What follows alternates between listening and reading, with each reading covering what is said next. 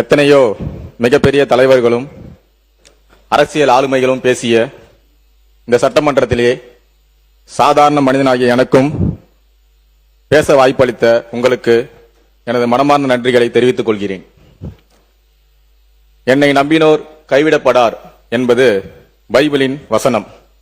அந்த வகையிலே தன்னை நம்பிய ஒருத்தரை கூட இதுவரை கைவிடாத மாண்புமிகு தமிழக முதலமைச்சர் அவர்களுக்கு என்னோட மனமார்ந்த நன்றிகளை தெரிவிச்சுக்கிறேன். உழைப்பவனோட வேர்வை காயறதுக்குள்ள அவனுக்கான கூலியை கொடுத்தணும்னு சொல்லிட்டு திருக்குறான்ல சொல்லிருக்கு. அந்த வகையில தனக்காக உண்மையா உழைத்த ஒவ்வொருத்தரையும் உயர்த்தி அழகு பார்த்தவர் தான் நம்மளோட வெற்றி கழக தலைவர் அவர்கள். யாம் இருக்க பயமேன் அப்படின்னு சொல்லிட்டு நான் தினமும் சொல்ற முருகப்பெருமானோட வார்த்தைகள். அப்படிதான் இந்த தேர்தல் காலத்துல எவ்வளவு பெரிய கட்சிகள் இருந்தோம், எவ்வளவு பெரிய கூட்டணி இருந்தோம், நான் இருக்கண்டா தம்பின்னு சொல்லிட்டு எங்க எல்லா தோல் மேலையும் கைய போட்டு தேர்தல் கலைச்சிட்டு போயிட்டு மிகப்பெரிய வெற்றியை கொடுத்து இன்னைக்கு தமிழ்நாட்டுக்கு மீண்டும் ஒரு அண்ணாவை மாறி இருக்கும் எங்களின் பாசமிகு அண்ணன் மாண்புமிகு தமிழக முதல்வர் அவர்களுக்கு என்னோட மனமார்ந்த நன்றிகளை தெரிவிச்சுக்கிறேன். அதே நேரத்தில் இந்த சட்டமன்றத்தில் என்னை விட வயதில் மட்டுமல்ல அனுபவத்திலும் சிறந்த அத்தனை கட்சி தலைவர்களுக்கும் முன்னாள் முதல்வர்களுக்கும் முன்னாள் அமைச்சர்களுக்கும் எனது பாசத்திற்குரிய சட்டமன்ற உறுப்பினர்களுக்கும் என்னோட நன்றியையும் வணக்கத்தையும் தெரிவிச்சுக்கிறேன். வெற்றி என்பது எவ்வளவு பெருசு என்பதை விட அந்த வெற்றி நம்ம எப்படி பெற்றோம் என்பதுதான் இருக்கு. அந்த வகையில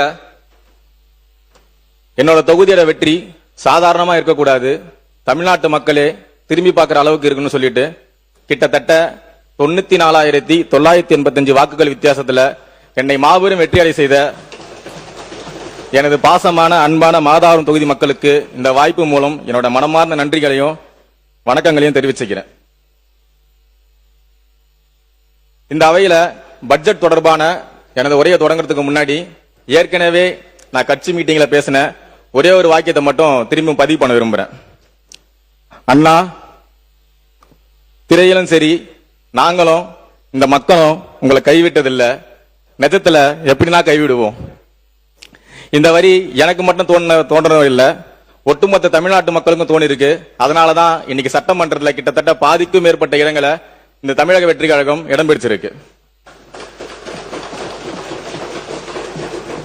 தமிழ்நாட்டில் இருக்கிற ஒவ்வொரு மக்களை பத்தியும் பலதரப்பட்ட பிரச்சனைகளை பத்தியும் தேவைகளை பத்தியும் எதிர்கால வளர்ச்சிகளை பத்தியும் ஆழமா சிந்திச்சு உருவாக்குன இந்த பட்ஜெட்டை ஏனோ சில கட்சிகள் தொடர்ந்து ஜீரோ பட்ஜெட் சொல்லிட்டு விமர்சிச்சுட்டு வராங்க. இந்த பட்ஜெட் ஜீரோ பட்ஜெட் இல்ல, ஹீரோ பட்ஜெட், எங்கள் ஹீரோவின் பட்ஜெட்.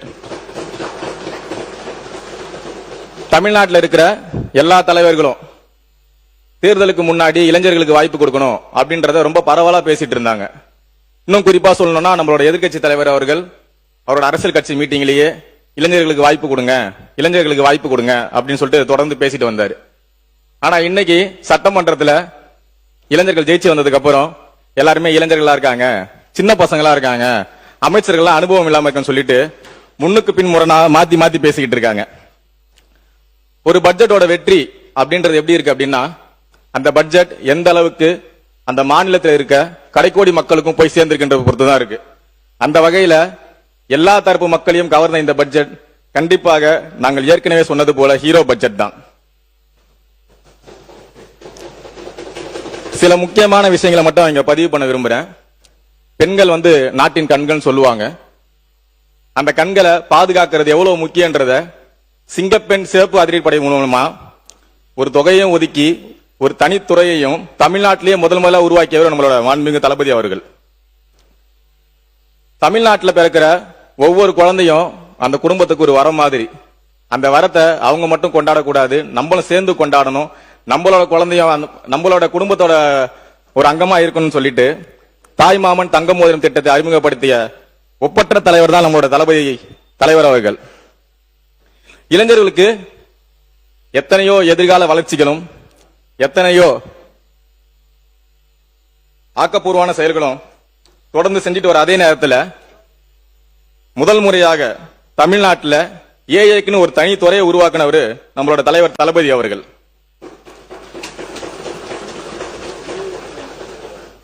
தொடர்ந்து இளைஞர்களால தான் நம்ம தோத்துட்டோம், சோசியல் மீடியாவால தான் நம்ம தோத்துட்டோம் சொல்லிட்டு இன்னைக்கு போட்டி போட்டு எத்தனையோ ஜென்சி கூட்டங்களை நடத்துறவங்கள மத்தியில ஜென்சி மட்டும் அல்ல, ஜென் ஆல்பாவுக்காகவும் யோசிப்ப ஒரே தலைவர் நம்மளோட தலைவர் தளபதி மட்டும்தான்.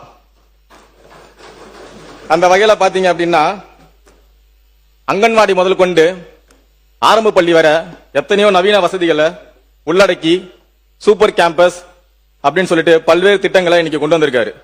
இதே மாதிரி தமிழ்நாட்டில் இருக்க எல்லா தரப்பு மக்களுக்குமான எல்லாவித திட்டங்களும் இந்த பட்ஜெட்ல இடம்பெற்றிருக்கு. இன்னும் குறிப்பா சொல்லணும்னா முதியோர்களுக்கு முதல் முறையா நடமாடும் மருத்துவ வசதி, மாற்றுத்திறனாளிகளுக்கு இதுவரை இல்லாத வகையில மேம்படுத்தப்பட்ட செயற்கை உபகரணங்கள் வழங்குற வசதி, இந்த மாதிரி அனைத்து தரப்பினருக்குமான பட்ஜெட்டா இது அமைஞ்சிருக்கு. இந்தியாவுக்கே ஆன்மீக முகவரியா இருந்தவர் விவேகானந்தர் அவர்கள். அவர் இந்திய மக்களை பார்த்து ஒன்னு சொன்னாரு, 100 இளைஞர்களை கொடுங்க, இந்தியாவை வல்லரசா மாத்தி தரேன்னு சொல்லிட்டு. இன்னைக்கு தமிழ்நாட்டு மக்கள் தளபதி கேட்காமலேயே 100க்கும் மேற்பட்ட இளைஞர்களை கொடுத்திருக்காங்க. அதனாலதான் சொல்றோம், இந்த தமிழ்நாடு அரசு வல்லரசா மட்டும் இல்ல, கண்டிப்பாக மக்களுக்கான நல்லரசாகவும் அமையும்.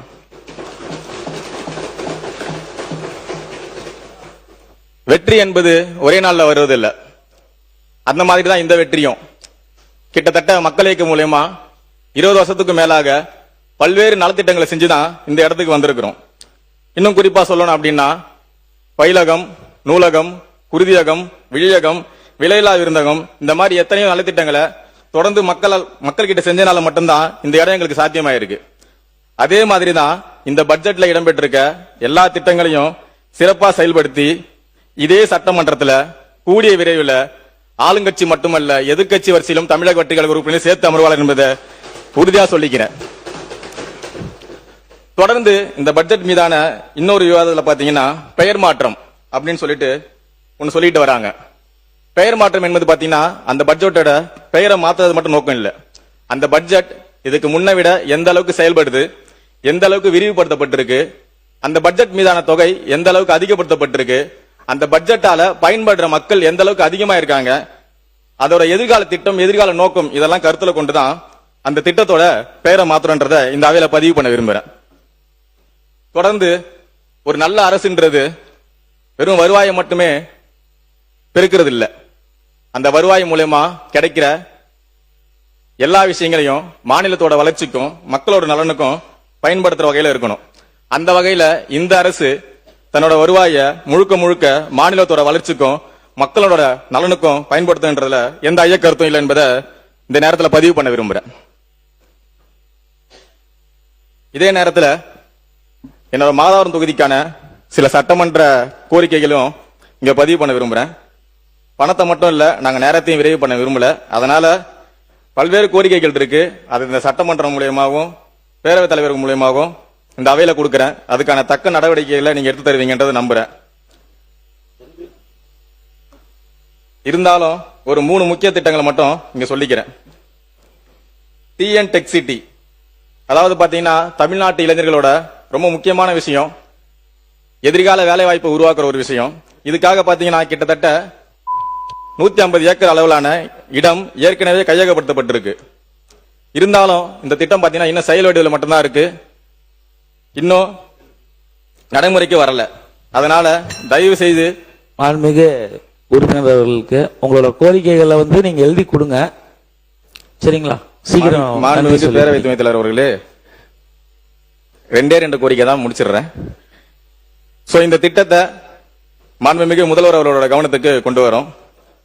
சென்னைக்கு மிக அருகில் இந்த திட்டம், இந்த வார்த்தை பாத்தீங்கன்னா மற்ற தொகுதிக்கு வேணா ரொம்ப சாதாரணமா இருக்கும், ஆனா சென்னைக்கு பக்கத்திலே இருக்கனால மாதாவரத்துக்கு ரொம்ப பொருத்தமா இருக்கும். அதனாலதான் என்னவோ மாதாவரம் நெடுஞ்சாலையில தொடர்ந்து போக்குவரத்து நெரிசல் வந்துகிட்டே இருக்கு. சோ இதை சரி பண்ற வகையில மாதாவரம் டு சோழவரத்துக்கு உயர்தர சாலைகள் அமைக்கணும்னு சொல்லிட்டு கேட்டுக்கிறேன்.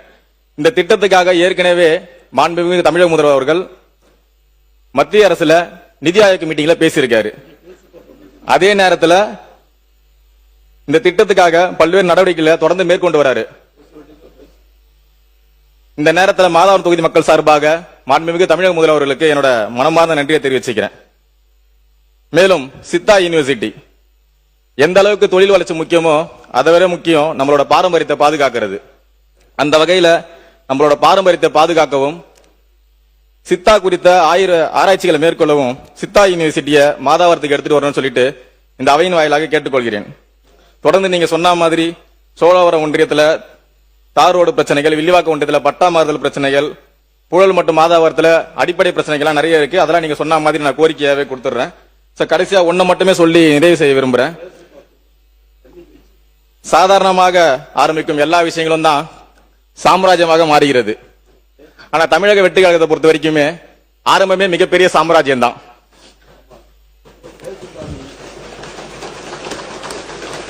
அதனால இந்த வெற்றி சட்டமன்றத்தில் மட்டும் இல்ல, கூடிய விரைவில் இந்திய அளவிலான எல்லா மன்றங்களிலும் தளபதியின் குரலாக எதிரொலிக்கும் என்பதை தெரிவித்துக் கொண்டு வாய்ப்புக்கு நன்றி கூறி விடைபெறுகிறேன். நன்றி.